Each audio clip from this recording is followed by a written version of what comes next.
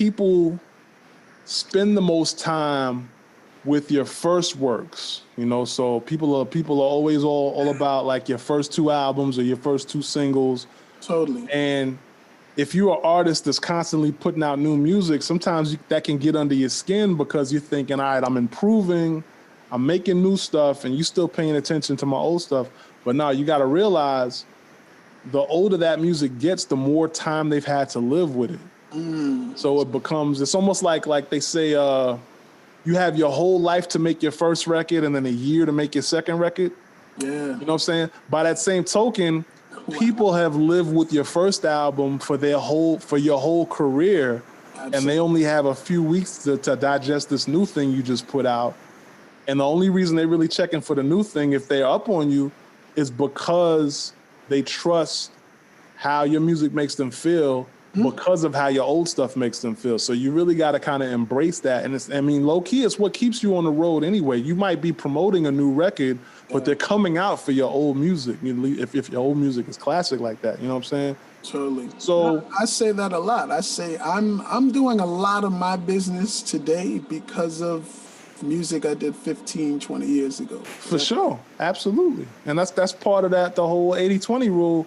Yeah. In a way, you know, like they say, 80% of your productivity comes from 20% of what you've done, or 80% of your sales is from 20% of your base, or you know what I'm saying? And it's like, or 80%, yeah. So by that same token, you're constantly trying to add on, and your new stuff is basically you're feeding the 80 to expand your 20. You know what I'm saying? Absolutely. But you can't get mad at what your 20 likes. If your 20's been living with a record for 20 years, you just gotta, you know, and that's the reason why as soon as you put out some merch, they cop it. Yeah. You know, as soon as you throw up a Patreon, they support. You know, as soon as you come to their town, they're coming through. You gotta just embrace that and celebrate that. Like a show is a celebration of the classics that they want to hear, and then you're also presenting new music that they might not be up on, you know, and when you think back to the times where, like, I remember performing like songs like Them That's Not, you know, for the people that don't really know titles, it's the one that kind of slows down and speeds up and slows down. Shout out to Grap Lover. But like, I remember performing that when it was new. Me and the DJ would go back and be like, okay, put on any beat and then like speed it up and slow it down and act like you're messing me up, like you're just kind of messing with me while I'm trying to rhyme.